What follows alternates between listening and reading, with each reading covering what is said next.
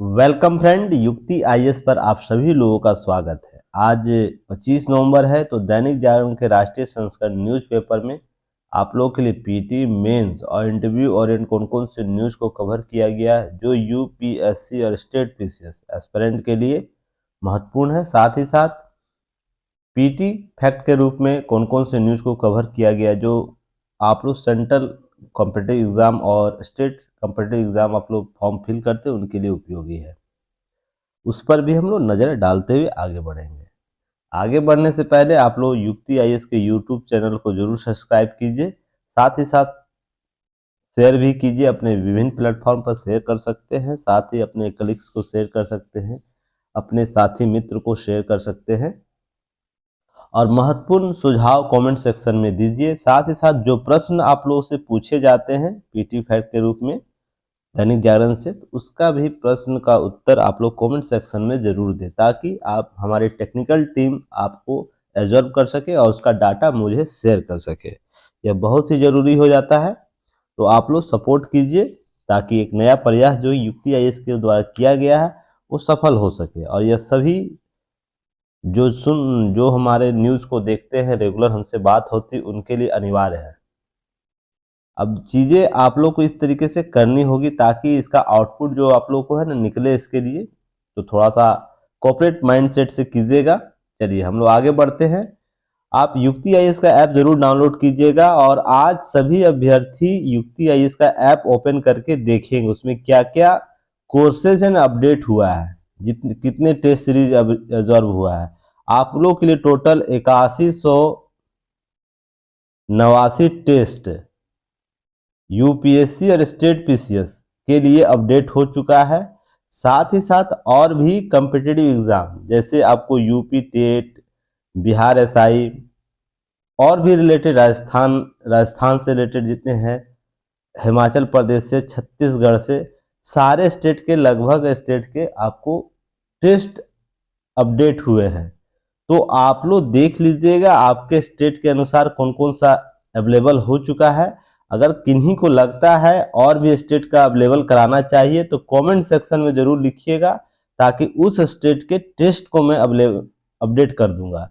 ऐसे ना बहुत सा फॉर्मेट आ जाता है, आपको जिस स्टूडेंट जिस स्टेट से होंगे अगर उनको लगता है कि हाँ कि मुझे भी टेस्ट की ज़रूरत है और मैं युक्ति आईएएस से जुड़कर टेस्ट देना चाहता हूँ, तो आप कमेंट सेक्शन में बस लिख दीजिएगा मुझे इस स्टेट का टेस्ट सीरीज चाहिए, तो मैं अपडेट इवनिंग तक करवा दूंगा। तो आप लोग प्लीज़ इसे देख के सारे स्टेट वाले स्टूडेंट जो भी हैं मुझे बताइएगा, नोटिफाई कीजिएगा ताकि इस पर हमारी टीम काम कर सके। चलिए, और टोटल जो आपको 8189 टेस्ट सीरीज है, ध्यान रखिएगा टेस्ट सीरीज, जिसमें एक टेस्ट सीरीज में 150 क्वेश्चन, किसी में 100-100 क्वेश्चन होते हैं ना, उस तरह के टोटल 89 इंडिया में आपको सबसे ज़्यादा टेस्ट सीरीज अवेलेबल कराएगा ये युक्ति आईएएस। ध्यान रखिएगा बहुत ही लो प्राइस पर। तो आप लोग जाके एक बार युक्ति आईएएस का ऐप जरूर देखिएगा। सारे ऐप को आज समय देकर, आधा घंटा समय देकर ऐप पर जो जो पैकेज अपडेट हुए हैं टेस्ट सीरीज का वो देखिएगा। और टेस्ट का जो स्टैंडर्ड है वो इंडिया के टॉप जो टेस्ट सीरीज है ना उसके साथ आपको कंपेयर करके देखिएगा, आपको अंदाजा पता चल जाएगा एक्चुअली स्पेशल आपको युक्ति आईएएस क्या दे रहा है। चलिए हम लोग अब आगे बढ़ेंगे।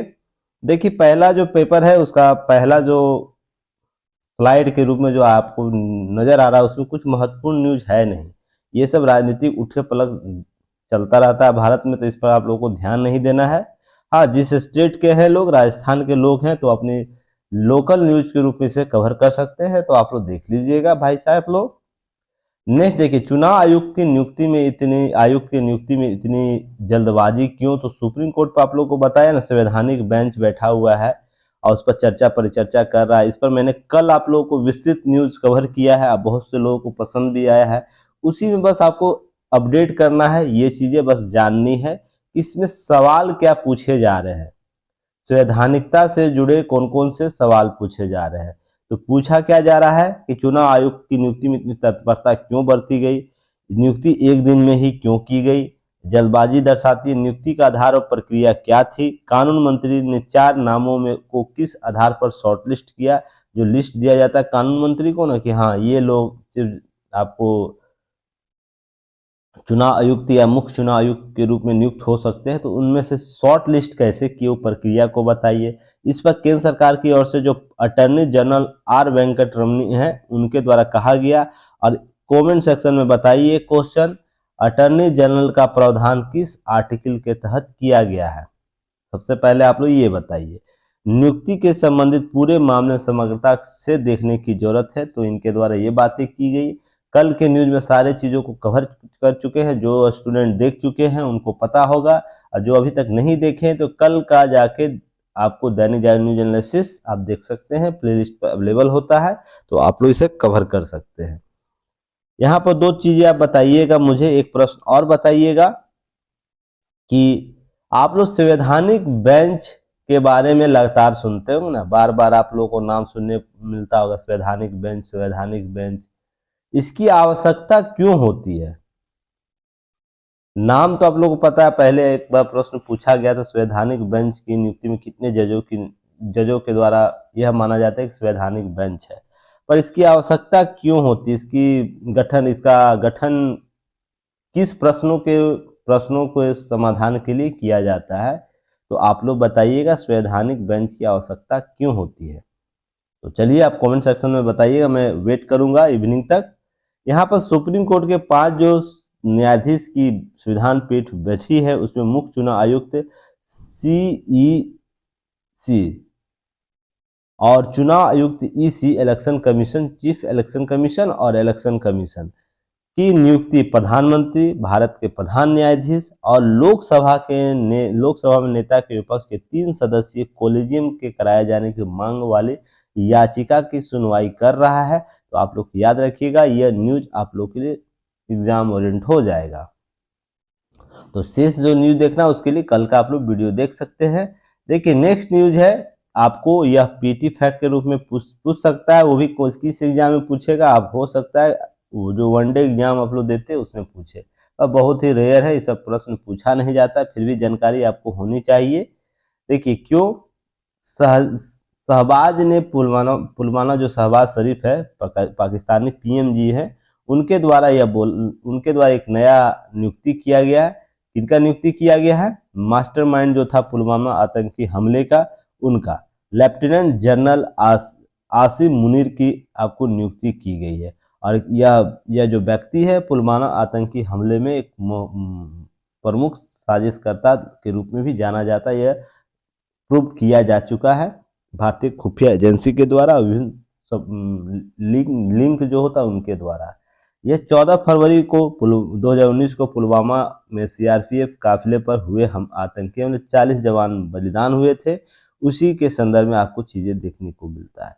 तो पाकिस्तान की नीति क्या है, यह अब किसी से जग जाहिर तो है नहीं, बचा हुआ तो है नहीं, पूरी तरह ओपन ढोल की तरह है, जिधर से भी बजाओ आवाज वही निकल के आएगा कि हम आतंकी स्वरूपन को बढ़ावा देंगे, हम शांति प्रिय देश के रूप में तो माने जाएंगे, पर इसका परिणाम होगा, जो परिणाम होगा, प्रभाव होगा, या कोई भी इसका जो अंतिम रूप से जो आप पाकिस्तान का जो आकलन कीजिए तो आप इसी स्वरूप में देखिए। जो व्यक्ति अगर इस प्रकार के घटनाओं में संतलिप्त खुफिया एजेंसियों द्वारा दिया भी गया है, मान लीजिए 1% भी इसका आकलन मान के चलिए, 1% भी अगर पुलवामा हमला आतंकी हमला में इसका साजिशकर्ता के रूप में है, अगर इस व्यक्ति की नियुक्ति जनरल पद पर होता है तो पाकिस्तान की छवि अंतर्राष्ट्रीय स्तर पर किस रूप से होगा, सोच के देखिएगा। इस विदेश नीति, पाकिस्तान के विदेश नीति और पाकिस्तान के लोग अगर सुनते होंगे उनको भी, मान लीजिए मैं 99% बाहर कर दे और नहीं होंगे, 1% भी होंगे, तो इनकी विदेश नीति या इनकी नियुक्ति के संदर्भ में अंतर्राष्ट्रीय ख्याति किस रूप से प्रभाव डालेगा। तो इसलिए कोई भी कदम उठाने से पहले पाक साफ चीजें, नाम तो पाक है पर काम इसका बहुत शैतान वाला है, ध्यान रखिएगा आप लोग। पर आप लोग ध्यान रखिएगा ये सब चीजें आपको। देखिए ये क्योंकि भारत सरकार के जो कैबिनेट सचिवालय है के पूर्व विशेष जो सचिव और राष्ट्रीय सुरक्षा सलाहकार बोर्ड जो होता है, उसके सदस्य तिलक देवसारे के अनुसार पुलवामा में आतंकी हमला जो लेफ्टिनेंट जनरल मुनीर की निगरानी में हुआ था, और यह रिकॉर्डेड किया जा चुका है, इसको प्रूव भी किया जा चुका है।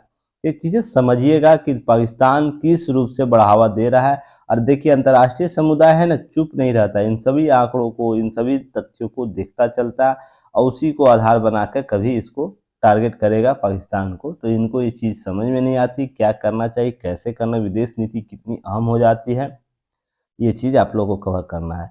देखिए, पॉलीग्राफी टेस्ट के बारे में मैंने आप लोगों को बात किया था उस दिन आफ्ताब के मामले में, जो सरदा हत्याकांड हुआ है उसके संदर्भ में। जितनी भी इसकी भर्त्सना की जाए उतना ही कम है। यह व्यक्ति इतना शातिर है ना, इतना शातिर है, जिसकी सारी हदें है ना पार है। सरदा की हत्या की प्रक्रिया क्या उसने अपना हत्या का स्वरूप किया था, वो अलग शोध का विषय है, ठीक ना।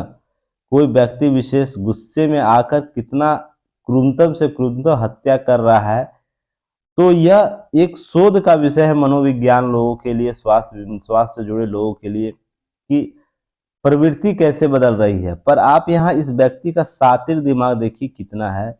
आप लोग को याद होगा 1998 में जो नवजोत सिंह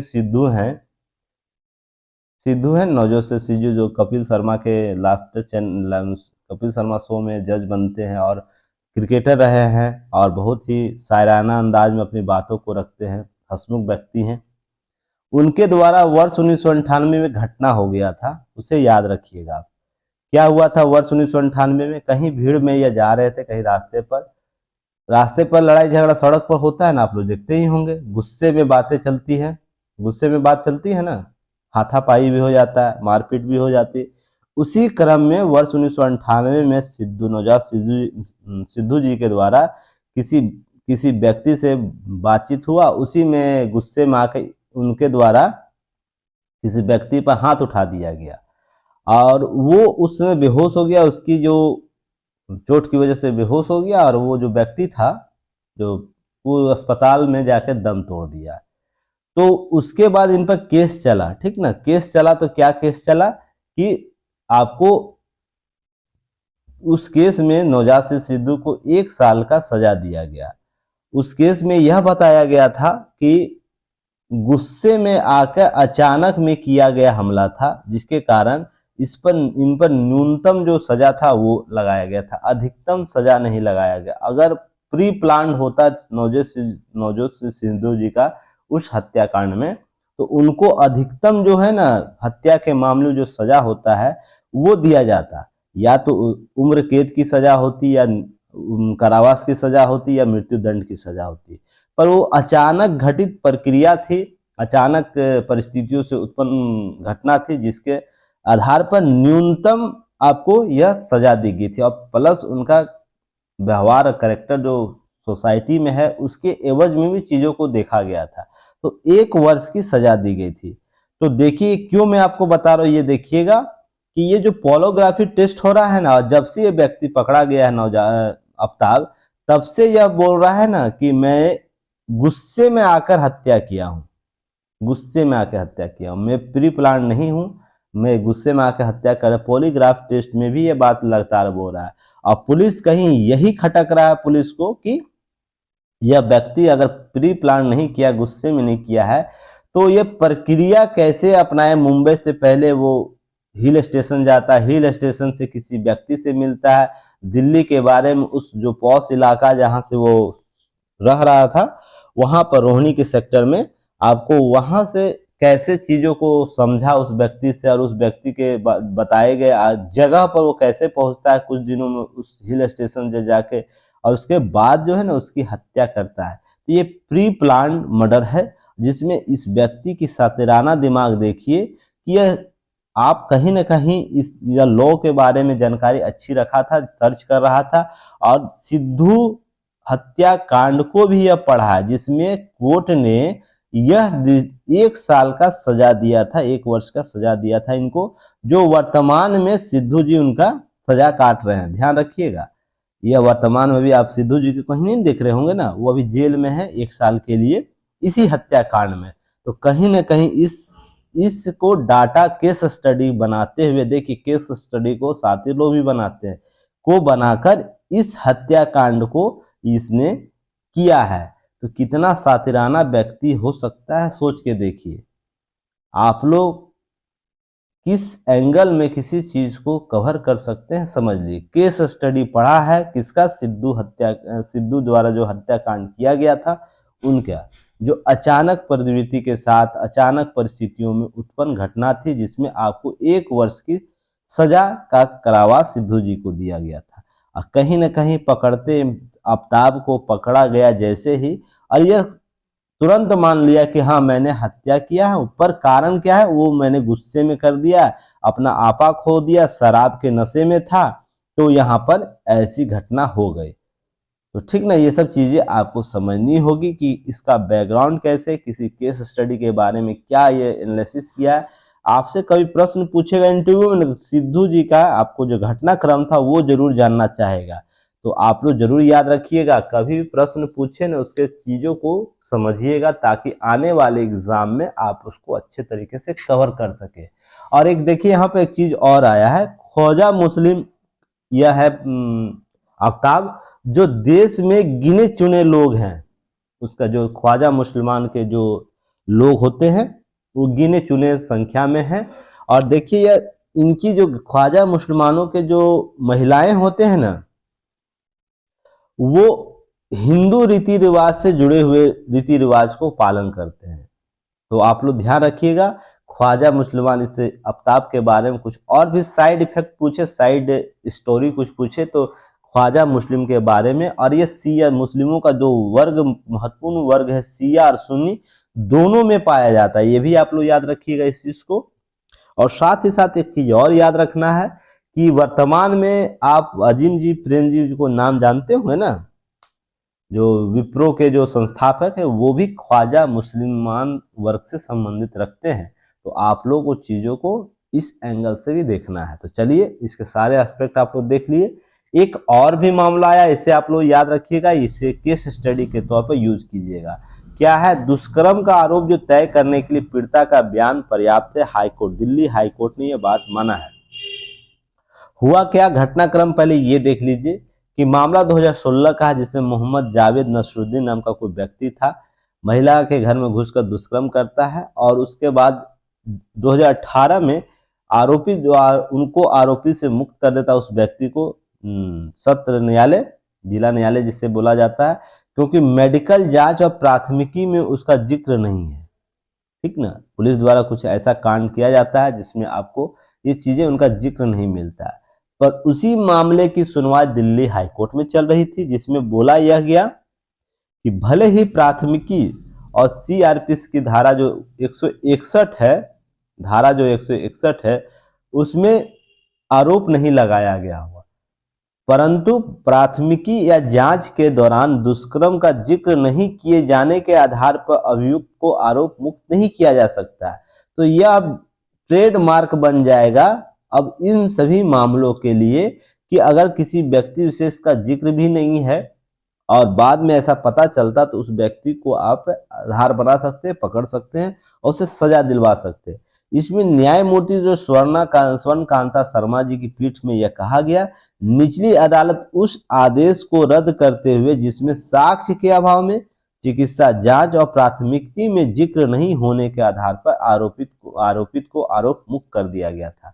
अब किसी भी संदर्भ में आरोप मुक्त नहीं होगा, केवल बयान से ही, पीड़िता के बयान से ही उसे पकड़ा जाएगा, उस पर जांच प्रक्रिया पूरी की जाएगी। यह ध्यान रखिएगा, ये ट्रेडमार्क बनेगा आज के बाद से।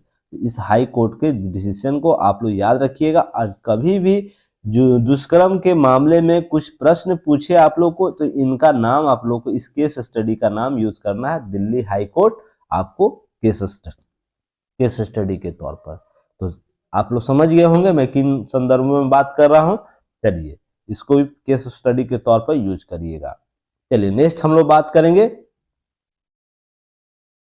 देखिए यहां से दो आप लोगों को पीटी फैक्ट और मेंस फैक्ट भी मिल सकता है। हालांकि मैंने आपको जो रक्षा क्षेत्र में जो कराया जा रहा है, नवीकरणीय प्रयास किए जा रहे हैं, उन्नयन के प्रयास किए जा रहे हैं, साथ ही साथ रक्षा क्षेत्र में निर्यात को बढ़ावा और आयात को घटाया जा रहा है, उसमें उसमें एक न्यूज़ को कवर किया था, कुछ दिन पहले किया था। तो आप लोग प्रीवियस ईयर वीडियो जाके देखिएगा, दैनिक जागरण न्यूज एनालिसिस का प्लेलिस्ट बना हुआ है यूट्यूब चैनल पर, और वहां पर आप देख सकते हैं। और आप लोग को लिस्ट शेयर किया जाता है, टॉपिक लिस्ट शेयर किया जाता है, हमेशा 15 दिन पर शेयर किया जाता है। 1 से लेकर 15 नवंबर तक का शेयर है, सॉरी 17 नवंबर तक का शेयर है, और 18 से लेकर वर्तमान जो होगा 30 तक का मैं शेयर करूंगा आगे लिस्ट। तो देख लीजिएगा लिस्ट में किस दिन आप लोग को यह चीज कवर किया गया है, तो आप उससे भी न्यूज कवर कर सकते हैं।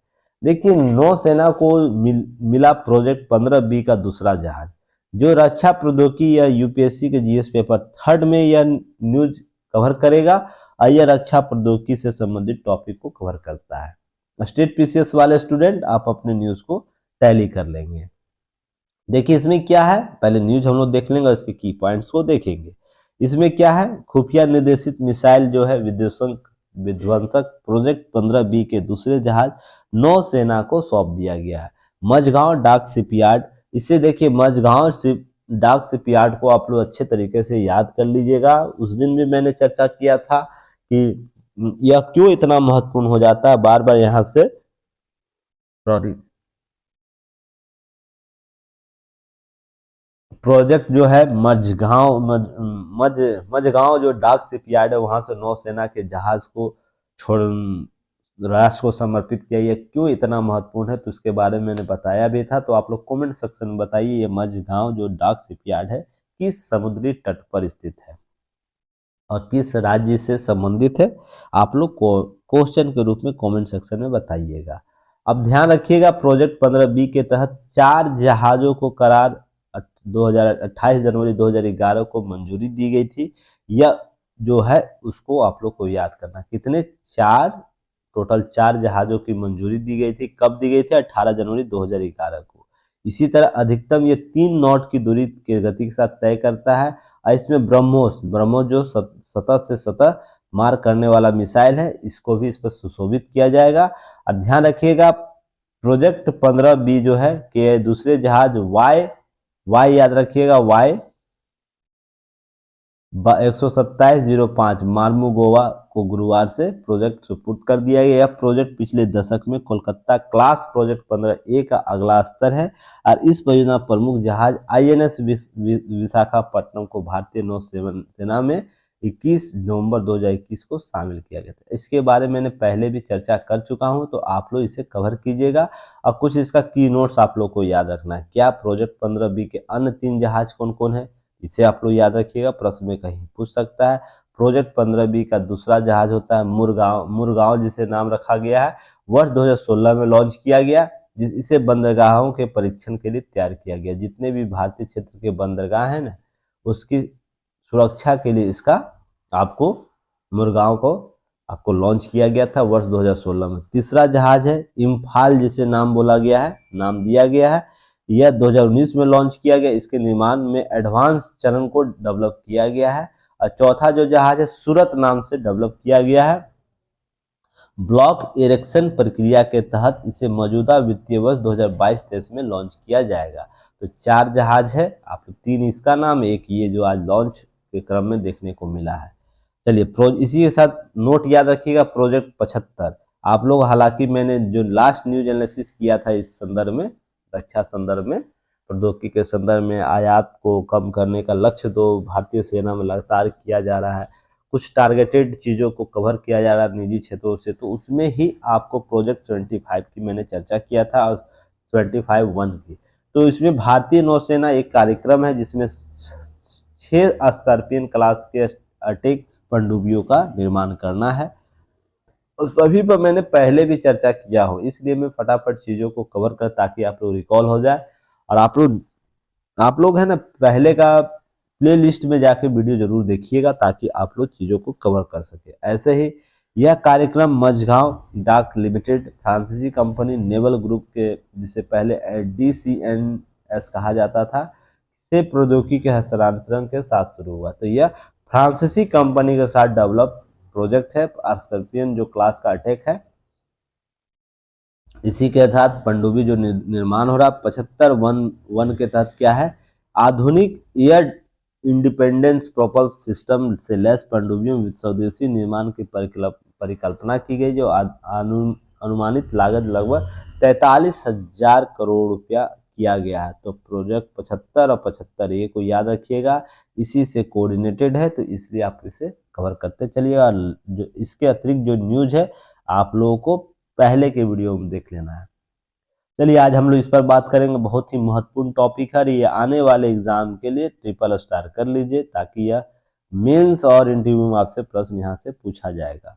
वो यूपीएससी हो, स्टेट पीसीएस, कोई भी स्टेट पीसीएस हो, हिंदी स्टेट पीसीएस, वहाँ की बात हो रही है।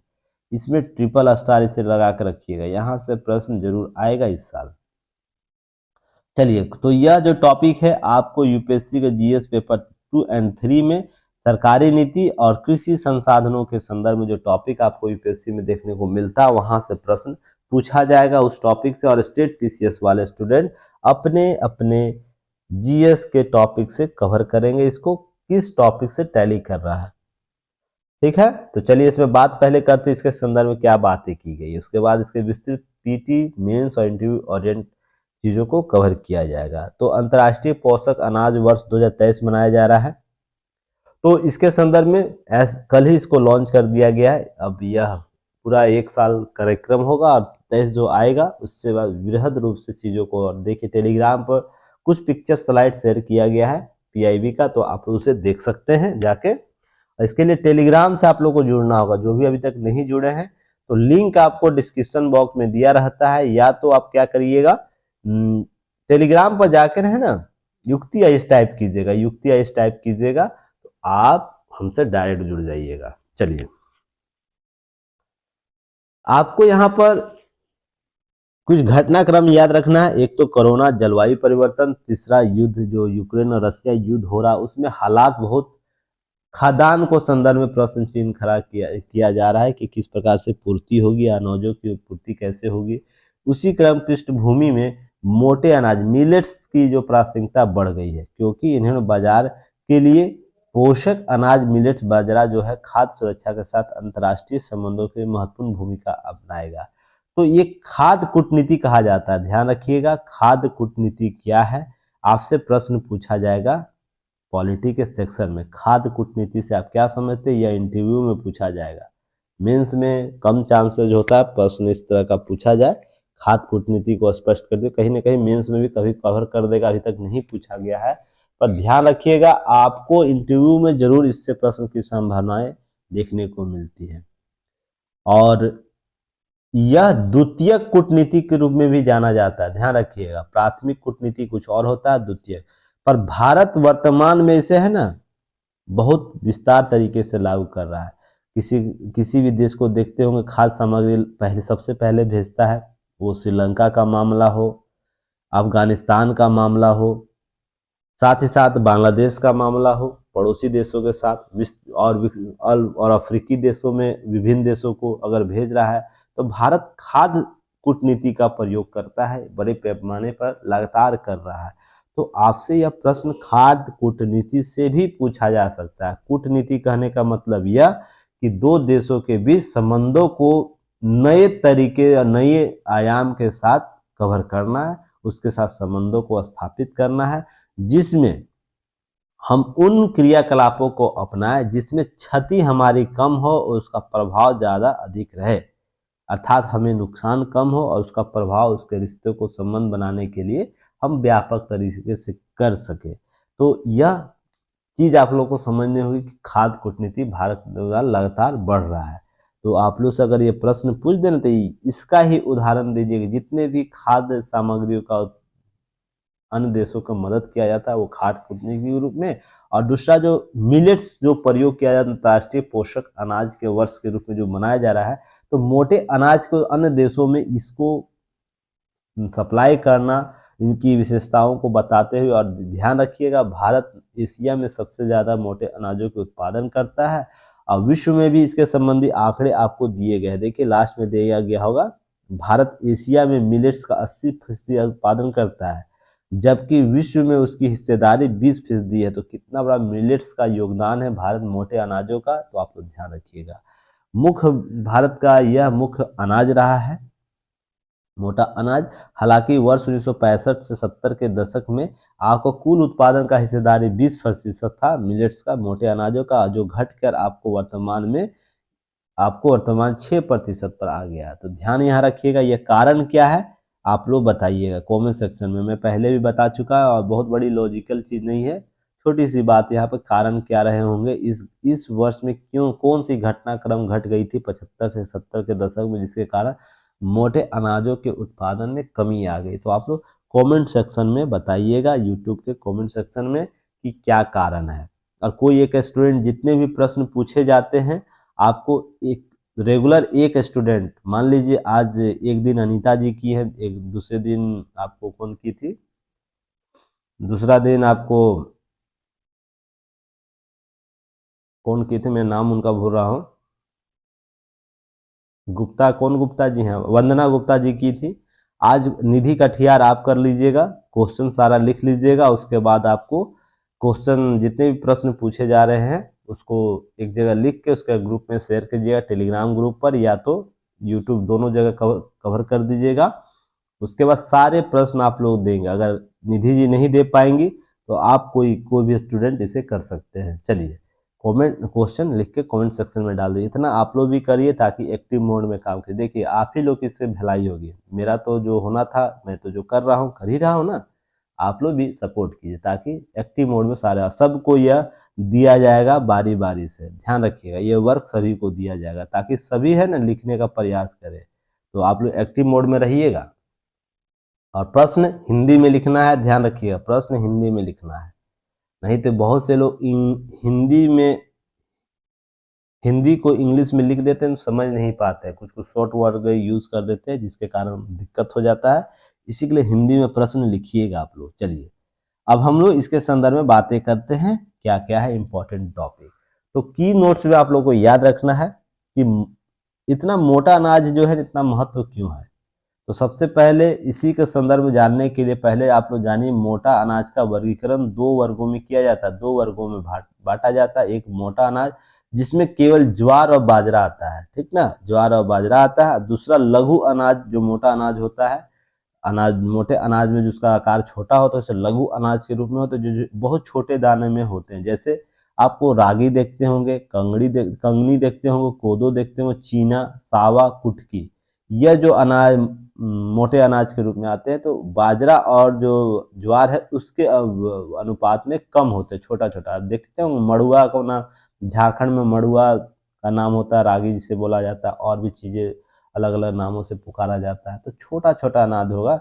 अगर यह इतना छोटा है, अगर छोटे अनाजों का जो वर्ग इतना है छोटा अनाज, तो ये आपको ज्वार और बाजरा इससे बड़ा होगा, थोड़ा सा बड़ा होता है। तो दोनों ही मोटे अनाज में आते हैं पर वर्गीकरण अलग अलग तरीके से किया जाता है।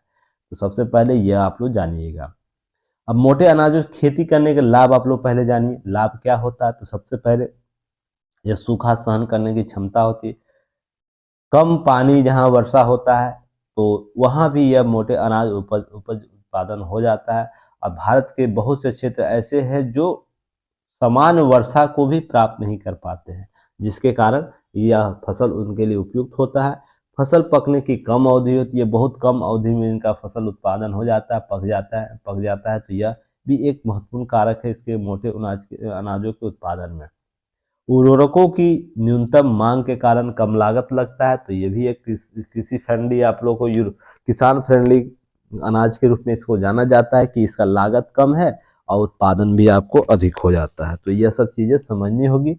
कीटों से लड़ने के रोग प्रतिरोधक क्षमता इन अनाजों में अधिक होती है। तो आप लोग देखते होंगे जो भी मोटे अनाज के फसल होते हैं उसमें कीट जो है ना बहुत कम लगता है। आप लोग एक बार ध्यान कीजिएगा, गौर कीजिएगा।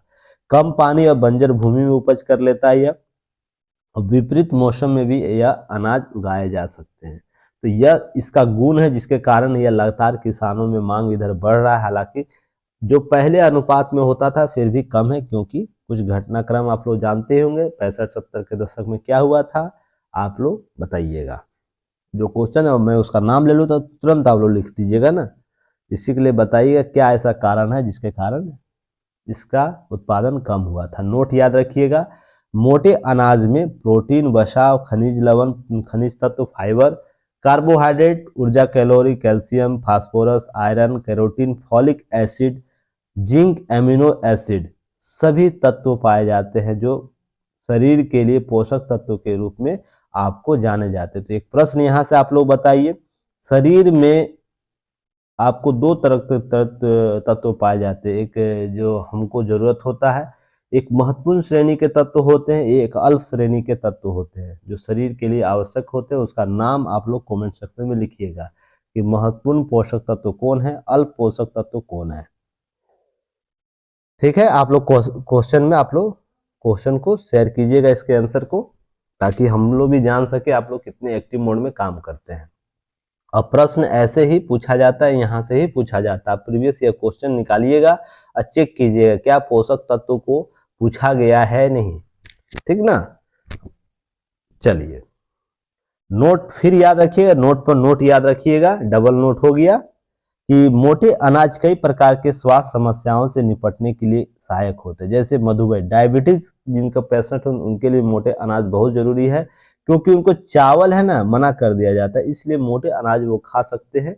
अब मोटापे की समस्या है तो उनके लिए भी यह बहुत उपयोगी होता है, क्योंकि मोटे अनाजों में ग्लूटेन, याद रखिएगा ग्लूटेन मुक्त होता है, जिससे ग्लाइसेमिक इंडेक्स से कम हो जाता है, जिससे मोटापा आपको कम हो जाएगा। और खाद्य पदार्थों के कार्बोहाइड्रेट से एक सापेक्ष स्तर के अनुसार रक्त शर्करा में प्रभावित होता है, जिससे डायबिटीज वाले पेशेंट को भी सहायक होता है उनको डायबिटीज कंट्रोल करने के लिए। तो दो आपको डायबिटीज और मोटापे के लिए बहुत ही मोटा अनाज कारगर होता है, साथ ही यह जो पोषक तत्व से भरपूर होता है उसके लिए भी यह बहुत ही महत्वपूर्ण, इसलिए यह मांग लगातार किया जाता है। अब देखिए पहले हम लोग दादा दादी के समय में आप लोग देखते होंगे मोटे अनाज बहुत खाया जाता था। आप लोग अरंडी का तेल सुने हैं? अरंडी का तेल बहुत गांव में लगाया जाता था, जो लगाते थे ना उनका बाल कभी झड़ता नहीं था,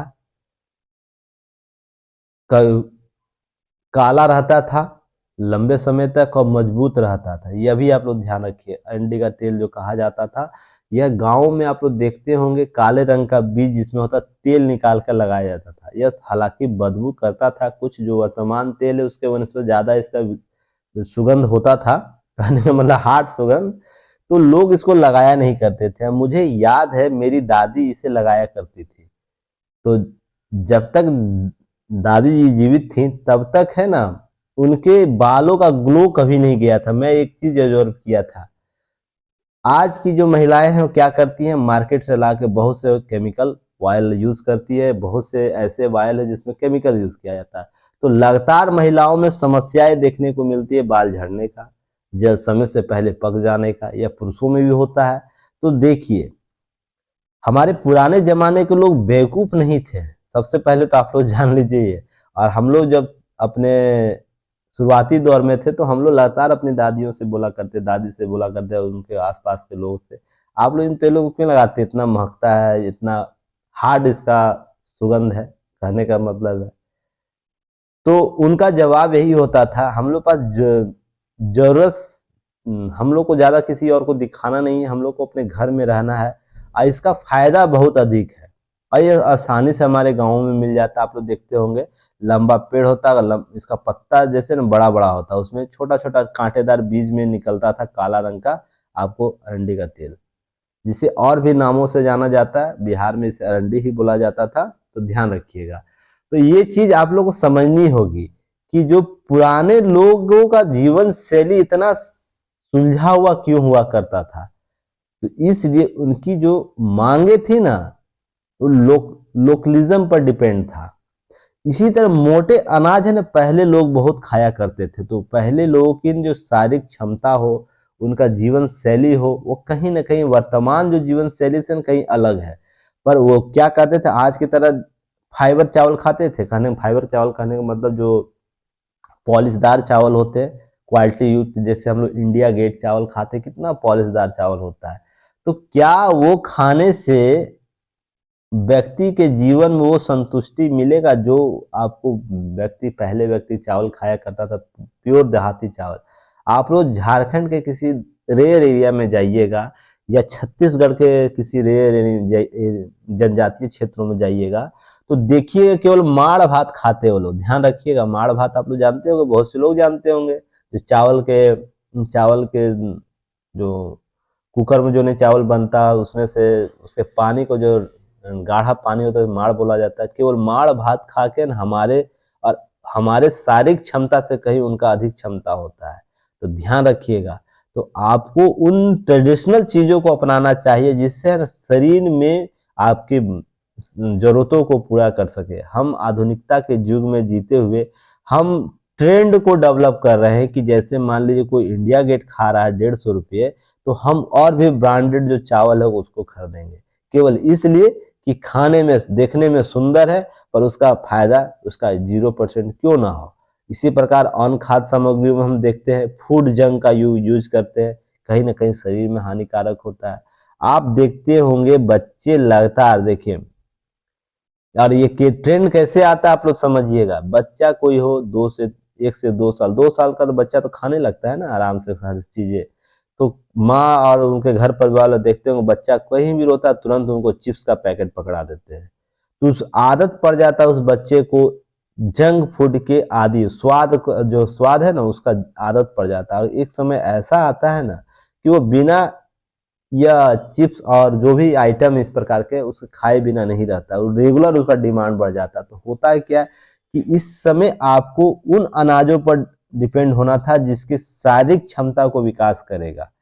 तो हम उन चीजों पर डेवलप नहीं हुए या और इस पर हम लोग डेवलप हो जाते हैं इस पर ज्यादा, और ये समान प्रक्रिया बन गया अब हर घरों में। तो ये बच्चा जो विकसित होगा ये मानसिक विकार से विकसित होगा, ध्यान रखिएगा। इसमें बहुत से डिफॉल्ट आपको अंदर डेवलप होने लगे और एक समय बाद जब वो सामने आएंगे तो उसके इलाज तक नहीं मिलेगा। बहुत से ऐसे आपको चीजों को देखने में, ये डाटा सोर्स के तहत भी आया है, बहुत से रिसर्च पेपर में आया है कि हम जो चिप्स खिलाते हैं अपने बच्चों को अपने शुरुआती दौर में वो कहीं ना कहीं लॉन्ग टर्म में उसके लिए हानिकारक होता है। तो यह आप लोग को समझना होगा। अनाजों के संदर्भ में भी आप देखते होंगे मैदा हम लोग खाते हैं, मैदा का नूडल्स खाते हैं ना। एक कोई महिला थी, मैं हाँ उनका नाम भूल रहा हूँ, उनका हाल ही में ऑपरेशन हुआ, उनके पेट से 25 किलो है ना आंत को है ना निकाला गया। जो छोटी आंत होती है ना, बड़ी आंत, उनको है ना काट के निकाला गया है। उसमें है ना क्या हो गया था, आपको नूडल्स फंसा हुआ था। तो वो नूडल्स बहुत ज्यादा खाया करती थी, तो लगातार खाते खाते क्या हुआ कि उनमें शरीर में वो जमता गया। और एक समय ऐसा आया कि वो है ना दर्द से उनको दर्द बर्दाश्त नहीं हुआ तो डॉक्टर पास जाती है, तो ये घटनाक्रम देखने को मिलती है। चिकनी प्रकार के जो खाद्य सामग्रियां हैं वो कहीं ना कहीं आपको नुकसान करता है। मैदा का वो आइटम हो जिसमें पूरी तरह आटा को गेहूं को पीस के मैदा बनाया जाता है, वो शरीर में नुकसान करता है। जितना हो सके अगर मोटे अनाजों का प्रयोग कीजिए, इसका बहुत लाभ है। तो थोड़ा सा आप लोग चेंज कीजिएगा। मोटे अनाज एंटीऑक्सीडेंट भी होते हैं, तो इसलिए यह डिमांड में होता है। अब राष्ट्रीय मोटा अनाज दिवस क्या है इसे आप लोग जानिएगा। राष्ट्रीय मोटा अनाज 28 सितंबर को मनाया जाता है, ठीक है। इसी तरह 16 नवंबर को राष्ट्रीय ज्वार बाजरा मिलेट्स दिवस के रूप में मनाया जाता, फैसला लिया गया था। दो याद रखिएगा, नोट याद रखिएगा। राष्ट्रीय मिशन मिलेट्स प्रोग्राम के तहत सभी परिवार को सभी फसलों के उत्पादन में आपको राष्ट्रीय मिशन मिलेट परिवार की सभी फसलों के उत्पादन के लिए दुगना अर्थात 31.74 मिलियन टन का लक्ष्य रखा है, उत्पादन लक्ष्य रखा है मिलेट के उत्पादन के लिए, यानी मोटे अनाजों के उत्पादन के लिए लक्ष्य तय किया गया है ताकि इस राष्ट्रीय मिशन को पूरा किया जा सके। इतना नोट होने के बाद अब याद रखिएगा मोटे अनाजों के संदर्भ में भारतीय पहल क्या क्या हुआ है। तो सबसे पहले इसके उत्पादन में वृद्धि करने के लिए, इसके विपणन के लिए या लोगों तक पहुंच स्थापित करने के लिए भारत सरकार के द्वारा, राज्य सरकार के द्वारा क्या क्या किया गया। तो सबसे पहले याद रखिएगा कि कुछ चीजों को स्पष्ट कर दो। वर्तमान में भारत में उगाए जाने वाले 3 प्रमुख मोटे अनाजों अर्थात ज्वार बाजरा और रागी है। ठीक है, उसके अतिरिक्त और भी है, पर महत्वपूर्ण रूप से 3 मोटे अनाज का नाम याद रखिएगा, ज्वार बाजरा रागी। चलिए, इसके साथ ही भारत के मोटे अनाजों के जैव आनुवंशिकी रूप से विविध और स्वदेशी किस्मों की एक समृद्ध श्रृंखला विकसित की गई है। ठीक है, श्रृंखला, और श्रृंखला मैंने ऐसे लिखा था, टाइपिंग मिस्टेक से ऐसे लिखा गया, तो आप लोग इसे कवर कर लीजिएगा श्रृंखला को। ठीक है, नेक्स्ट हम लोग बढ़ते हैं। प्रमुख उत्पादक राज्यों में राजस्थान है, आंध्र प्रदेश है, तेलंगाना है, कर्नाटक है, तमिलनाडु है, महाराष्ट्र, गुजरात, हरियाणा है। अब बिहार वाले स्टूडेंट आंकड़ा देंगे, बिहार में मोटे अनाज का उत्पादन कितना हुआ है इस वर्ष बजट के आंकड़ों के अनुसार। आप लोग कमेंट सेक्शन में बताइएगा। ऐसा नहीं कि यूपीएससी वाले नहीं बताएंगे, सारे लोग अपने यूपीएससी वाले जिस स्टेट से बिलोंग करते हैं वो अपने स्टेट का बताएंगे। कोई यूपी से बिलोंग करता है तो यूपी का अपने आंकड़ा बताइएगा, ताकि आप लोग अपने डाटा का यूज कर सके। मोटे अनाजों के बढ़ावा किस रूप से दिया जा रहा है ये आप लोग याद रखिएगा कि वर्ष अप्रैल 2018 जो था, वर्ष 2018 में केंद्रीय कृषि मंत्रालय, तो आप लोग बताइए वर्तमान में कृषि मंत्रालय किनके अधीन है, किसने माननीय सांसद के अधीन है, तो आप लोग बताइएगा।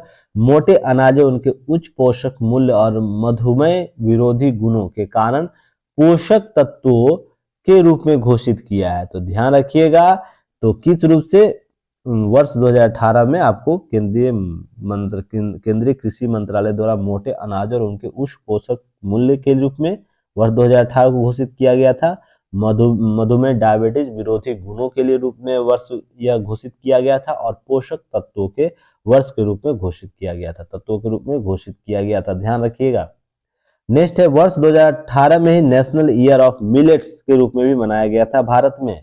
23 ना विश्व में मनाया जा रहा है मिलेट्स ईयर, पर भारत में वर्ष 2018 में ही मनाया गया था, तो इसे याद रखिएगा जो जो चीजें अपडेट हुई। अब न्यूनतम समर्थन मूल्य में भी वृद्धि की गई है, लगातार वृद्धि हो रही है। सरकार द्वारा मोटे अनाजों के न्यूनतम समर्थन मूल्य जो मिनिमम सपोर्ट प्राइस है एमएसपी, और इसकी चर्चा मैंने एमएसपी की चर्चा पहले ही वीडियो में कर चुका हूं, पहले के वीडियो में, तो जो स्टूडेंट इसे देखे हैं तो उसे देख चुके, उसमें की नोट्स में आप समझ सकते हैं। ऐसे रिलेटेड आप लोगों को टेलीग्राम पर स्लाइड भी शेयर किया गया, जो वर्तमान समर्थन मूल्य जारी किया गया 2023 के संदर्भ में, तो उसको भी आप लोग देख लीजिएगा। इसी के लिए टेलीग्राम चैनल पर जो अपडेट होते हैं उसको आप लोग रेगुलर वॉच कीजिए, नहीं तो बहुत से महत्वपूर्ण न्यूज़ निकल जाएगा और आप लोग बाद में इसे पूछिएगा, सर हाँ ये कहाँ था, ऐसे कैसे हो गया। तो वॉच कीजिए, यहाँ पर अनर्गल चीज़ें नहीं शेयर किया जाता है, जो परीक्षा उपयोगी है ना केवल वही शेयर किया जाता है। वो ऐसे प्लेटफॉर्म युक्ति आईएएस नहीं है जहाँ पर शेरो शायरी आपको शेयर किया जाएगा, कुछ आपको मण घनंत आपको ये बातें बताई जाएगी, जिसमें आपको देखते हैं इंटरव्यू में ये सवाल पूछा गया था, आईएएस के इंटरव्यू सवाल में बहुत से स्लाइड आपको देखने को मिलता होगा। तो आप लोग देखिएगा, आप लोग चीज़ों को कवर कीजिए जो आप लोगों को प्रोवाइड कराया जा रहा है एग्जाम ओरिएंट चीज़ों को, तो आप लोग देख सकते हैं। नोट यहाँ याद रखिएगा, अनाजों के बिक्री हेतु एक स्थिर बाजार प्रदान करने के उद्देश्य से भारत ने सार्वजनिक वितरण प्रणाली जो पीडीएस में शामिल किया। पीडीएस में जब मैं पढ़ा रहा था तो मिलेट्स की भी चर्चा किया था ना मैंने, तो देखिए सभी एक दूसरे से जुड़ा हुआ है। और पीडीएस क्या होता है आप लोग कमेंट सेक्शन में क्वेश्चन का आंसर दीजिएगा, और यह कब से भारत में पीडीएस प्रणाली को लागू किया गया है। हाल ही में पीडीएस से संबंधित किस संस्था ने रिपोर्ट जारी किया, जिसका मैंने चर्चा किया था। जितने स्टूडेंट है देखिए यही सरप्राइज टेस्ट है आप लोग के लिए, आप लोग सर्च करके कॉपी पेस्ट कीजिएगा तो मैं तुरंत पकड़ लूंगा, और जिनको याद होगा वही शब्द लिखेंगे, तो मुझे पता होगा कि हाँ किस स्टूडेंट ने पढ़ के चीज़ों को ऑब्जर्व करके जो की नोट्स दिया जा रहा है उसको पढ़ के लिख रहे हैं, आंसर दे रहे हैं। तो आप लोग है ना अब नहीं बचिएगा हमसे। बहुत से प्रश्न आपके इस वीडियो में एक से सवा घंटे के वीडियो में जो चीज़ें मैं कवर तो कर ही रहा हूँ ना, उसके अतिरिक्त 15 से 20 क्वेश्चन मैं आपको डेली आपसे करूँगा। तो इतने प्रश्न आपके बैंक में जमा कर दूंगा ना, किसी भी एग्जाम में पीटी नहीं रुकेगा।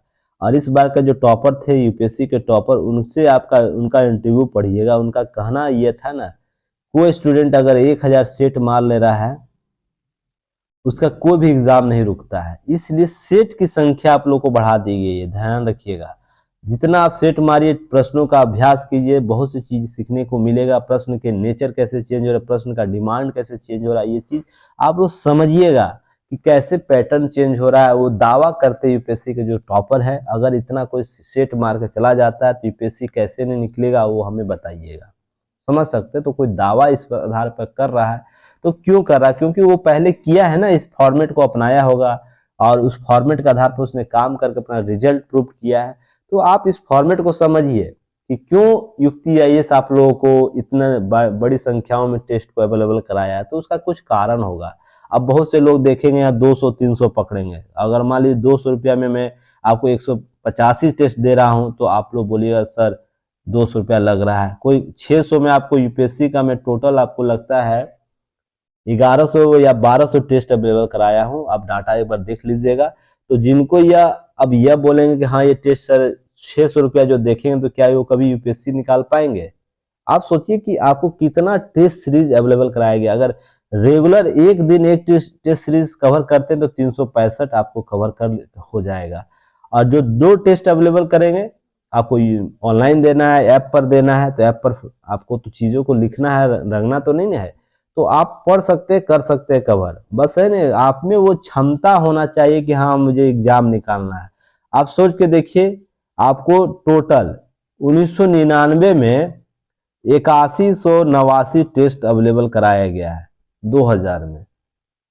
जित यूपीएससी और जितने भी स्टेट पीसीएस जिसके आप लोग एक्सरसाइज करते हैं ना घटना क्रम का, जिसमें आपको विभिन्न स्टेट पीसीएस का प्रश्न देखने को मिलता है, उसी टाइप के जैसे इसमें इस पैकेज में आपको यूपीएससी के प्रश्न है, बीपीएससी के प्रश्न है, जेपीएससी के प्रश्न है, यूपी पीसीएस के प्रश्न है, छत्तीसगढ़ के प्रश्न है, हरियाणा के हैं, हिमाचल प्रदेश के। केवल 1999 में आपको 8189 टेस्ट सीरीज आपको अवेलेबल कराया गया है। अब जो स्टूडेंट इस टेस्ट सीरीज को है ना कंप्लीट कर लेगा ना, उसका एग्जाम किसी भी एग्जाम में बैठ जाइए नहीं छूटेगा। मेरे पास आइएगा इतना टेस्ट सीरीज मारने के बाद, उसके सारे एक्सप्लेनेशन को पढ़ने के बाद, और युक्ति आईएएस का आपको एक्सप्लेनेशन कैसा देता है सबको पता है। अगर उसको आप कवर कर लेते हैं ना, आपका इंडिया का कोई भी एग्जाम, वो यूपीएससी हो या स्टेट पीसीएस हो, पीटी मेंस का स्तर पर नहीं रुकेगा। हाँ, इंटरव्यू में कुछ चीजें हैं जो आपको व्यापक तौर पर समझना है, तो वो मैं उस पर काम कर रहा हूँ आप लोगों के लिए। पर आपको जो पीटी और मेंस के स्तर पर जो चीजें हैं ना, आपको यहाँ पर कवर करना है टेस्ट सीरीज। अब मेंस का हम लोग प्रोग्राम कर रहे हैं, मेंस का कुछ दिनों में, कुछ इसी साल के अंत होते होते मेंस का टेस्ट सीरीज आप लोग को शेड्यूल जारी किया जाएगा, जिस पर मेंस होगा, उसका मॉडल आंसर होगा, और उस पर आप लोग उसे बस केवल उसके क्वेश्चन को लिखिएगा, पैटर्न को, उसके बाद आंसर राइटिंग वहीं पर करके डालना होगा। तो इस प्रकार का जो भी स्टूडेंट फॉर्मेट कर लेगा ना, पीटी का स्तर पर 8189 टेस्ट मार लेगा, एक साल के अंदर, 1.5 साल के अंदर जो भी है तैयारी कर रहा है, साथ ही साथ मेंस का जो टेस्ट सीरीज स्टार्ट कराया जाएगा उसको मार लेगा, तो इंडिया का कोई भी एग्जाम है, वो यूपीएससी हो, स्टेट पीसीएस या कॉम्पिटेटिव एग्जाम की, तो बात यही नहीं, वो तो बैठिएगा आप लोग हवा मार के निकल के आ जाइएगा, नहीं छूटेगा। तो इसलिए प्रयास ये किया जा रहा है, आप लोग उसको समझिए। अब केवल 200, 500, 1000 रुपया पकड़िएगा ना तो चीजें नहीं हो पाएगी, आप कमीशन कभी नहीं निकाल पाइएगा।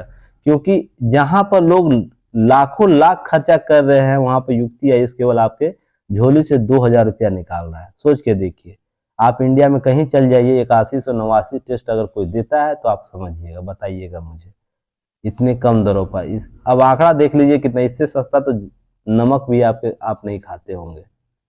जो मैं बातें बोल रहा हूँ ये लीक से हटकर है, पर ये बहुत जरूरी है आप लोगों के लिए। बहुत से स्टूडेंट क्या करते हैं, टेस्ट सीरीज नहीं मारते हैं, सोचते हैं कि मैं अभी पूरा फुल तैयारी कर लेता हूँ। अरे फुल तैयारी जीवन मरते अंत तक नहीं होता है, ध्यान रखिएगा। हम लोग जब मरते 70 साल 80 साल बाद भी मरने का अगर प्रयास करेंगे, अगर हमारी उम्र सीमा के बाद, तो उस समय भी तैयारी की बात करें तो पूरा नहीं होगा। तो जो जहां है वहीं से स्टार्ट होइए, अपने को खुद को वहीं से मजबूत कीजिए, समझ गए ना। तो आप लोग एक बार ऐप पर जाइए, सभी लोग जाइएगा ऐप पर, और एक बार जाके देखिए ऐप पर युक्ति आईएएस आप लोगों को क्या प्रोवाइड कराया गया है। युक्ति आईएएस ऐप पर उसकी गंभीरता को समझिए और चीजों को करना शुरू कर दिए स्टार्ट, बिना किंतु परंतु किए। और किंतु परंतु करते हैं तो अपना जीवन है ना, जो लक्ष्य आपका, वो कहीं आप दूर कर रहे हैं। तो चीज़ों को समझ जाइए। बाकी चीज़ें तो हम लोग आप लोग बताइए, हम लोग ओपन प्लेटफॉर्म आप लोगों के लिए दिए हुए हैं कि टू वे कम्युनिकेशन स्थापित करने के लिए, मेंस आंसर राइटिंग करने के लिए मात्र 10 से 15 लोग कर रहे हैं, जिसमें संख्या आपको 16,070 के आसपास ग्रुप की संख्या में लोग जुड़े हुए भी फिलहाल। तो इसका मतलब क्या बाकी लोग का सिलेक्शन हो जाएगा? बिल्कुल भी नहीं होगा। जो 10 से 15 लोग लगातार लिख रहे हैं ना, उन्हीं का सिलेक्शन आने वाले दिनों में होने वाला है। इस चीज को मान लीजिएगा जिस दिन। और जो ज्यादा तेज बनते हैं ना, स्मार्ट बनते हैं कि ये कर दीजिए सर, वो कर दीजिए, ऐसे होना चाहिए, एडवाइस देते हैं, ठीक है, एडवाइस को फॉलो करने के कुछ प्रश्नों का उत्तर देना शुरू कीजिए। नहीं तो आपको बेवकूफ बनाने के पूरा सिस्टम लगा हुआ है। मैं जो चीजें बोल रहा हूँ, किन्हीं का कॉल आ गया था, इसी संदर्भ में बातें कर रहा था, तो बोले सर ये करना चाहिए, सर वो करना चाहिए, आंसर मॉडल प्रोवाइड कराना चाहिए, सर ये करना चाहिए, आंसर राइटिंग, अब आंसर राइटिंग वो नहीं करे। ऐसा नहीं है कि मैं सब व्यक्ति को वॉच नहीं करता हूँ, मैं पर्सनली सभी व्यक्ति का डाटा वॉच करता हूँ, जो मेरे पास रेगुलर स्टूडेंट है, जो पहले से भी जुड़े हुए, जो वर्तमान से, और जो मुझे जानते हैं, जो व्यक्तिगत व्यक्तिगत तौर पर। देखिए आप है ना, चीजों को कीजिए, जैसे आप लोग को दिया जा रहा है वैसे काम कीजिए। अगर रिजल्ट नहीं होता फिर मेरे पास आइएगा, मैं आपको इनाम दूंगा, क्यों नहीं हुआ है। और जब आपका रिजल्ट हो जाए तो मुझे इनाम दीजिएगा, हाँ मैं इस तरह किया तो आप जल्दी वे में किए थे। तो देखिए मैं आपको चीज़ों को करा इजी फॉर्मेट में करके दे रहा हूँ। जो स्टूडेंट समझ जाएंगे उनका सिलेक्शन जरूर होगा, और जो ज़्यादा करेंगे किंतु परंतु उनका जीवन में कभी नहीं होने वाला। स्पष्ट साफ शब्दों में बोलता हूँ, क्योंकि आप बड़े बड़े संस्थानों में 1 लाख, 1.5 लाख, 1,75,000 पेमेंट करते हैं, और आपका कॉपी तक चेक नहीं किया जाता है। ध्यान रखिएगा, नहीं तो आप जो लोग जुड़े होंगे उनको पता है कहानी क्या है नहीं है। बाकी चीजें समझदार है, आप लोग कमीशन का स्टूडेंट है, समझ सकते हैं। चलिए, थोड़ा ये सब भी जरूरी है, नहीं तो होता क्या है ना कि आप लोग लीक से हट कर काम करते हैं। चलिए अब यहाँ पर कहाँ तक मैं कर दिया था कवर। हाँ, मूल्य हो गया, नोट याद रखिएगा, ये वितरण प्रणाली हो गया। अब निवेश सहायता उपलब्ध कराया जा रहा है भारत सरकार को, मोटे अनाज को प्रोत्साहन देने के लिए क्या किया जा रहा है। सरकार द्वारा किसानों के बीज और निवेश लागत उपलब्ध कराए जा रहे हैं। यहाँ देखते होंगे हाल ही में बीज के भंडारण के लिए बहुत से प्रयास किए गए थे, निवेश लागत को बढ़ाने के लिए कुछ वर्क किया गया था। तो आप लोग ध्यान रखिएगा, प्रश्न कहाँ कहाँ से पूछे जाते हैं, कैसे सभी एक दूसरे से कोऑर्डिनेट होते हैं। किसान उत्पादक संगठनों के माध्यम से मूल्य श्रृंखला का निर्माण किया गया है। मोटे अनाजों की बिक्री को बढ़ावा देने हेतु विपणन क्षमता को समर्थन किया गया है। तो ये भी आप लोग को याद रखिए, विपणन क्षमता बढ़ाया जा रहा है। अब अंतर्राष्ट्रीय पहल याद रखिएगा मोटे अनाजों के संदर्भ में। अब अप्रैल 2016 में, याद रखिएगा, अप्रैल 2016 में संयुक्त राष्ट्र महासभा। तो यहाँ से क्वेश्चन बताइए कि संयुक्त राष्ट्र महासभा, संयुक्त राष्ट्र के जो महत्वपूर्ण अंग कौन कौन है। यहाँ से प्रश्न महासभा का आया है, तो आप लोग महत्वपूर्ण अंग कौन कौन है बस नाम लिख दीजिएगा। शॉर्ट फॉर्म में भी नाम लिख सकते हैं, मैं समझ जाऊंगा, हमारी टीम समझ जाएगी। नेक्स्ट है, इसमें महासभा द्वारा क्या बोला गया, भूख उन्मूलन, कुपोषण के सभी रूपों की पहचान करने तथा इसे वैश्विक रूप से समाप्त करने के लिए उद्देश्य से वर्ष 2016 से 25 तक पोषण कार्रवाई के दशक के रूप में निर्णय की घोषणा की थी। तो 2016 से लेकर 2025 तक क्या चल रहा है, पोषण पर कार्रवाई दशक, आपको उन्मूलन समाज, जिसमें मोटे अनाज की भी जिक्र है। तो ध्यान रखिएगा, पोषक तत्व तो है ही, पोषक तत्व आपका शामिल तो है ही उसमें। इसके पोषक तत्व के कार्रवाई के दशक के रूप को प्राप्त करने के लिए मोटे अनाज का भी जिक्र किया गया है। तो 2016 से लेकर 25 का दशक आपको याद रखना है। अंतर्राष्ट्रीय पहलों में इसका भी नाम देना, ऐसा नहीं कि केवल आप पोषण की बात की गई है तो आप पोषण के संदर्भ में इसका एग्जाम्पल दीजिएगा। एक आपको अंतर्राष्ट्रीय पहल किया गया। दूसरा पहल यह किया गया कि यूनाइटेड नेशन जनरल असेंबली के द्वारा ही, महासभा के द्वारा ही, वर्ष 2023 को इंटरनेशनल ईयर ऑफ मिलेट्स अर्थात इंटरनेशनल ऑफ मिलेट, अंतर्राष्ट्रीय मोटे अनाज दिवस के रूप में मनाया जा रहा है। इसकी भारत के प्रस्ताव को स्वीकृति दिया गया था। तो नोट याद करना है, स्वीकृति दिया गया था भारत के समर्थन को। तो यह कब दिया गया था ये भी याद रखना है। इस प्रस्ताव को, 2023 के प्रस्ताव को, अंतर्राष्ट्रीय मोटे अनाज के अंतर्राष्ट्रीय वर्ष 2023 को नामक प्रस्ताव को भारत द्वारा बांग्लादेश, केनिया, नेपाल, नाइजीरिया, रूस, सेनेगल के साथ शुरू की गई पहल थी। तो आपको प्रश्न पूछ सकता है, इस पहल को डेवलप करने में भारत के अलावा किन देशों ने साथ दिया था। उनका साझा प्रयास था। तो इन देशों का नाम आप लोग याद रखिएगा, प्रश्न में पूछ सकता है।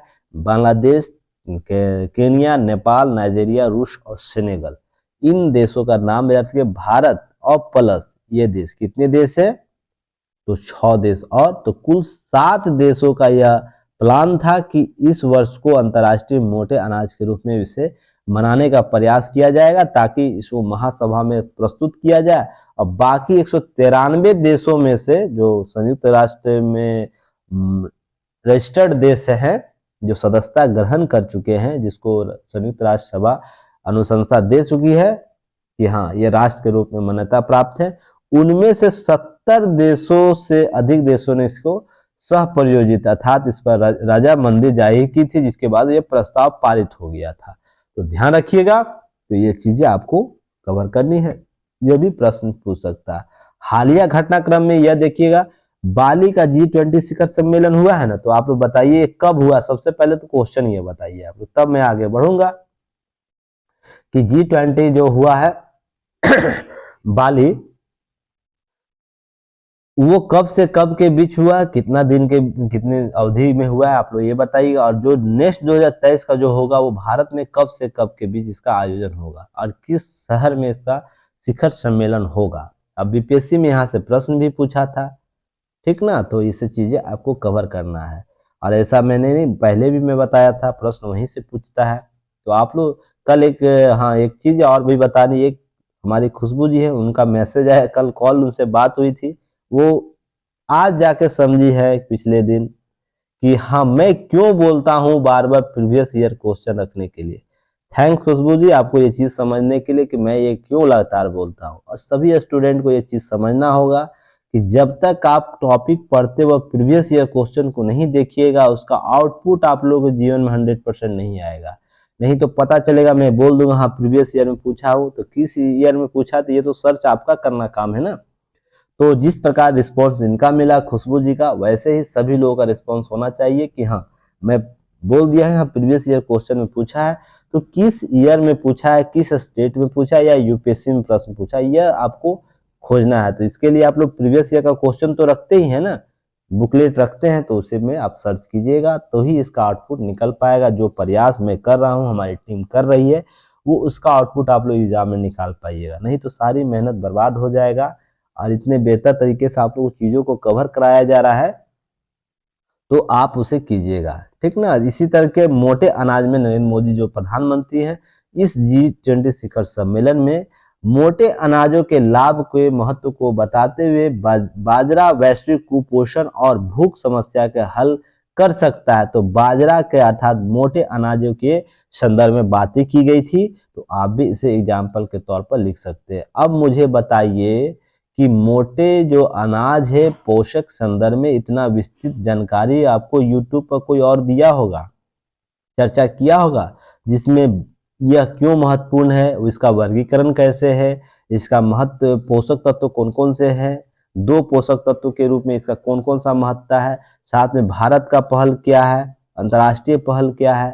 तो ये मेंस का क्वेश्चन कंप्लीट हो गया। अगर इस बार 67th का मेंस हो रहा है, प्रश्न आएगा, जो व्यक्ति यहाँ से पूछ लिख देगा इसको, उतना में ही उसका आंसर मिल जाएगा। आप बोलिएगा मेरे पास रिसोर्स नहीं है, अरे वॉच कीजिएगा, चीजों को समझिएगा, पढ़िएगा, उसको अपने जीवन में उतारिएगा, आंसर राइटिंग कीजिएगा, तब ना जाके आंसर लाइएगा, मार्क्स लाइएगा और सिलेक्शन होगा। सब कुछ करना है, दुनिया में घूमना है, पर चीजों को समझना नहीं। बस यहीं पर ध्यान रखिएगा, चीजें आपको तभी होगा सिलेक्शन जब सभी काम करते हैं। तो जो चीजें हैं उसे आप लोग करिएगा। देखिए एक चीज और, यहाँ पर नई युग की मिसाइल का 1400 करोड़ रुपए का ऑर्डर देगी वायुसेना। तो ये वायुसेना भी लगातार ऑर्डर दे रही है, विक्रम रोधी मिसाइल जो है अगली पीढ़ी के, उसके लिए ऑर्डर देंगे। इससे नया अपडेट न्यूज आएगा, तो उसमें हम लोग देखेंगे, रुद्रम नाम से यह दिया जाएगा। भारत में पहली स्वदेशी रूप से विकसित विक्रम रोधी मिसाइल है, जिसकी गति 2 मैक ध्वनि की गति है से दुगनी है। तो 2 मैक क्या है, क्यों ये मैक की चर्चा होती है बार बार प्रौद्योगिकी, रक्षा प्रौद्योगिकी क्षेत्र में, तो आप लोग मुझे कमेंट सेक्शन में बताइएगा। इस पर मैंने पहले भी चर्चा किया हूँ, 1 मैक क्या होता है, 2 मैक क्या होता है, 3 मैक क्या होता है, 5 मैक क्या होता है, मैक का क्या उपयोगी है। तो आप लोग बताइएगा कमेंट सेक्शन में मैक क्यों ये बार बार चर्चा में आता है, इसका क्यों नाम पड़ा टू मैक की यह हथियार है, तो बताइएगा। यह सामरिक जो हवा से सतह पर मार करने वाला एंटी रेडिएशन मिसाइल पर निष्क्रिय होमिंग हेड लेस के रूप में काम करेगा। और तो ये आप लोग को चीजें समझनी होगी। देखिए अब एक और भी नोटबंदी के संदर्भ में सुप्रीम कोर्ट में चल रहा है ना, जनहित याचिकाएं के संदर्भ में बातें चल रही हैं। हाल ही के न्यूज में या 2-3 दिन पहले का न्यूज में मैंने कवर भी किया था। उसी में जो हमारे पूर्व जो वित्त मंत्री पी चिदम्बरम थे उनके द्वारा यह बातें बोली गई है कि सुप्रीम कोर्ट में जो कुल 58 याचिकाएं लंबित है, जिसमें नवंबर 2016 में 500,000 रुपये नोट के बंद कराई चुनौती गई थी, उसी संदर्भ में जो 5 सदस्यीय संविधान पीठ की सुनवाई चल रहा है उसी के बारे में इनके द्वारा किया गया और कुछ बातें की गई। कैसे? आरबीआई एक्ट जो धारा 26(2) है की व्याख्या की जानी चाहिए या फिर उसे असंवैधानिक घोषित कर दिया जाए। इसमें क्या बोला गया था, मैंने उस दिन कवर भी किया था। आर्टिकल 26(2) में क्या बातें की गई थी, बात इसमें है क्योंकि इसमें असीमित शक्तियां आपको आरबीआई को दे देता है। यह धारा संविधान का अनुच्छेद 14, 19, 21, 301 के उल्लंघन में करती है। तो आप लोग कमेंट सेक्शन में बताएंगे 14 क्या है, 21 क्या है, 19 क्या और 301 क्या है। पॉलिटी की क्लास में भी मैंने इसे कवर किया था, आप लोग को याद होगा। तो सभी लोग कमेंट सेक्शन में फटाफट लिख दीजिएगा।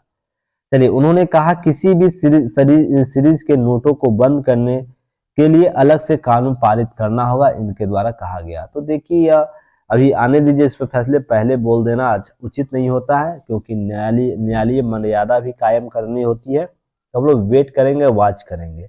अब पीटी फैक्ट के रूप में ये भी आप लोग को देखना है, क्या देखना है पीटी फैक्ट के रूप में कि RBI RBI sorry supreme court अब है ना ऑनलाइन जो आरटीआई है अब ऑनलाइन लेगी। पहले क्या था डाक से हम लोग कर सकते थे या तो डायरेक्ट सुप्रीम कोर्ट में जाके ही करते, अब ऑनलाइन भी हम लोग इनके पोर्टल पर जाके सुप्रीम कोर्ट के पोर्टल पर जाके ऑनलाइन आरटीआई दाखिल कर सकते हैं।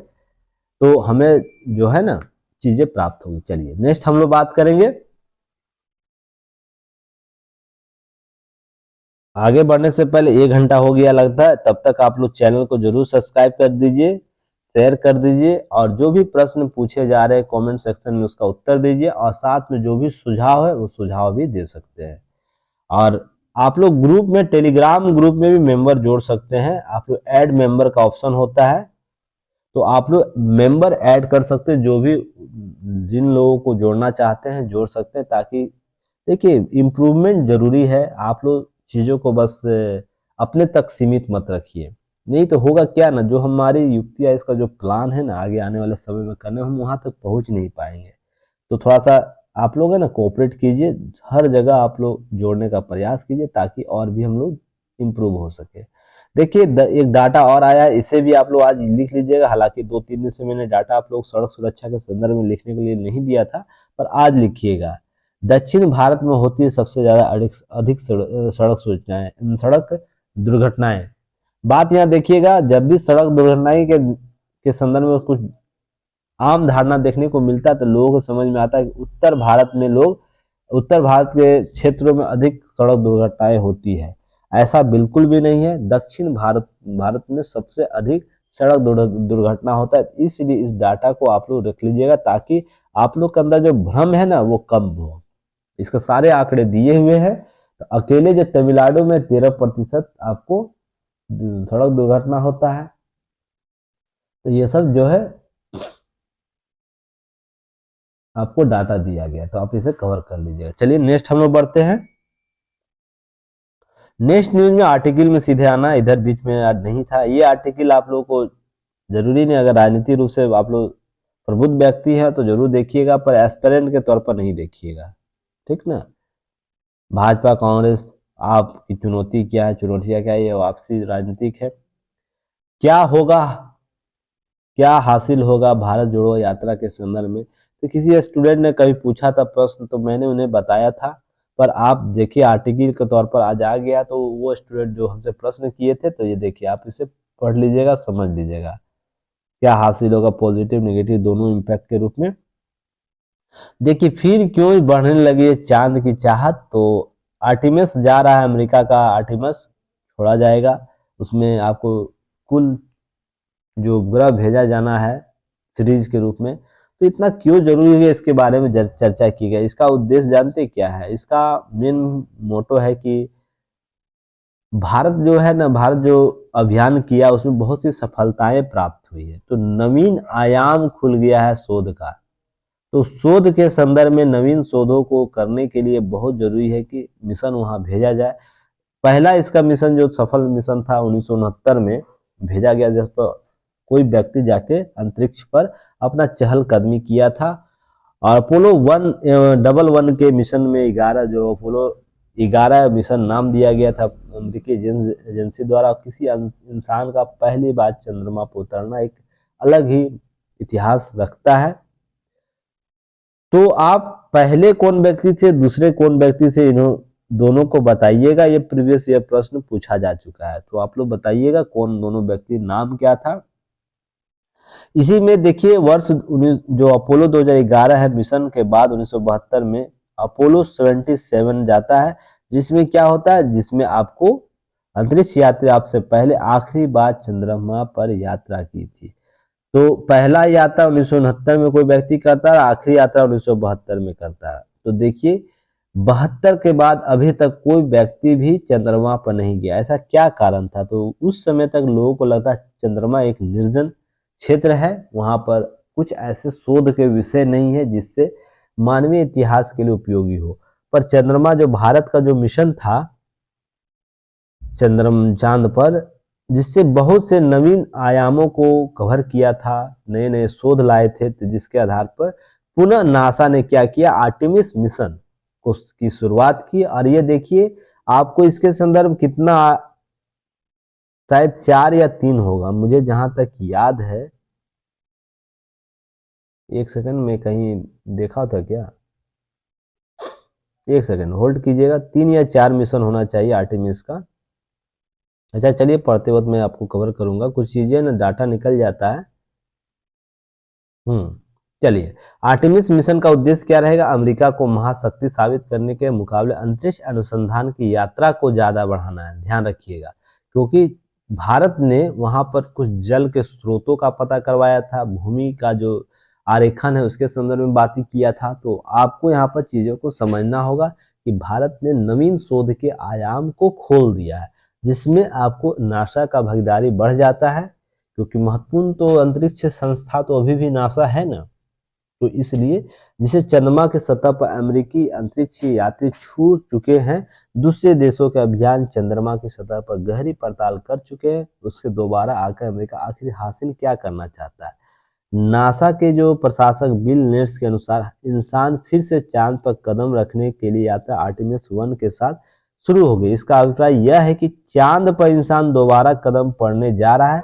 इसका मुख्य उद्देश्य के तौर पर बातें की गई, बहुत लंबे समय हुआ इसके संदर्भ में क्या बदलाव हुए, आधी सदी में अंतरिक्ष अनुसंधान के क्षेत्र में क्या बदल, यह जानना, यह आकलन बहुत महत्वपूर्ण होगा।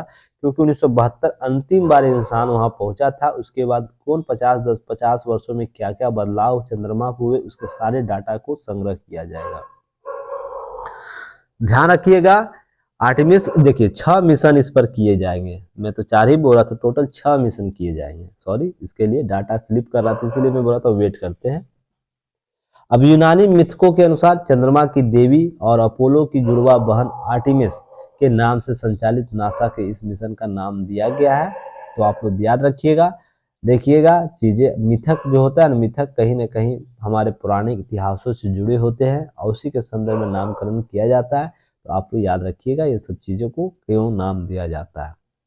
अब अगले 5 आर्टेमिस मिशन क्रमशः वर्ष 2028 तक लॉन्च कर दिए जाएंगे। तो 2022 से लेकर 28 तक लगातार चंद्रमा पर आर्टेमिस मिशन आपको नासा के द्वारा भेजा जाएगा और यह चर्चा में लगातार रहेगा। तो आप लोग इसे कवर करते चलिएगा। जिस वर्ष जिनका एग्जाम है हमारे पड़ोसी हैं, इसलिए आपको ध्यान रखना चाहिए, चंद्रमा जो हमारा पड़ोसी है। अब देखिए भारतीय अंतरिक्ष अनुसंधान जो है 22 अक्टूबर 2018 को जब जब अपना चंद्रयान फर्स्ट रवाना किया था, तो सिवाय इसके कि उस मिशन में कोई उम्मीद नहीं थी कि यह अंतरिक्ष में भारत के बढ़ते कदम का सबूत देगा, लेकिन अपने अन्वेषण के आधार पर उसने चंद्रमा पानी होने का साक्ष्य दिया।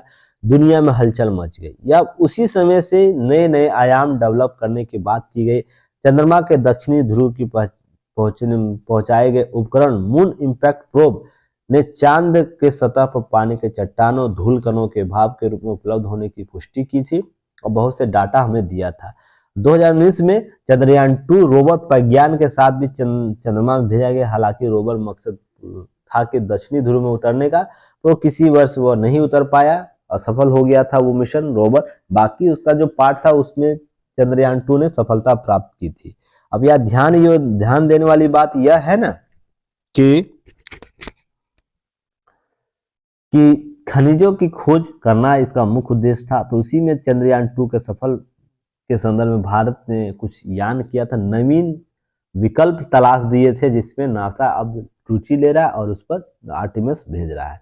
तो आप लोग ध्यान रखना है, ये चीज अपडेट कर लेना है।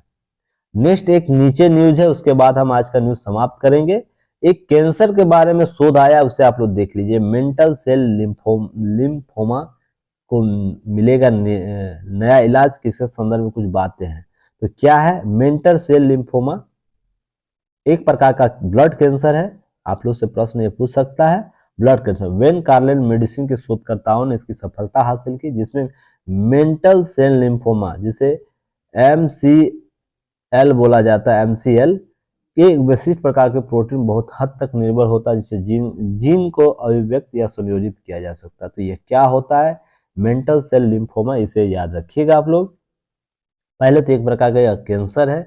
लिम्फ नसिका नोड्स और उन छोटे अंगों से शुरू होता है जहां प्रतिरक्षा कोशिकाएं संक्रमण या रोगाणु से रोकने के लिए कार्य करती एकत्रित होती है। मेंटल सेल लिम्फोमा आपको प्रतिरक्षा कोशिका बी सेल्स में पैदा होता है, जो मेंटल जोन्स के नाम से पहचाने जाने लिंक्स नोड के क्षेत्र में एंटीबॉडी बनाता है। अधिकांश मामला खासकर के पुरुषों में 60 से 70 वर्ष में यह सामने देखने को मिलता है, जो अन्य कैंसर की तुलना में काफी कम है, पर यह कहीं न कहीं कैंसर का कारक बनता है। तो यह आप लोग को याद रखना, इससे संबंधित डाटा को कवर कर लेना है। चलिए आज का न्यूज इतना ही, और जो भी आप लोगों को गाइडलाइंस दिया जा रहा है, जिस रूप से बताया जा रहा है, उसको फॉलो कीजिए। सफलता आपके हाथ में होगी, बस प्रयास आपको करना है। अगर प्रयास नहीं कीजिएगा तो सफलता कोई भी नहीं करा सकता है। तो मैं उम्मीद करता हूँ ऐप पर जाकर चीज़ों को एब्जॉर्ब करने की बात की है, जाकर एब्जॉर्ब कीजिएगा, चीज़ों को सीखिएगा, क्या आप लेके इम्पोर्टेंट है क्या नहीं है। चलिए नेक्स्ट हम लोग फिर कल मिलेंगे नए न्यूज एनालिसिस के साथ। तब तक के लिए धन्यवाद। जय हिंद।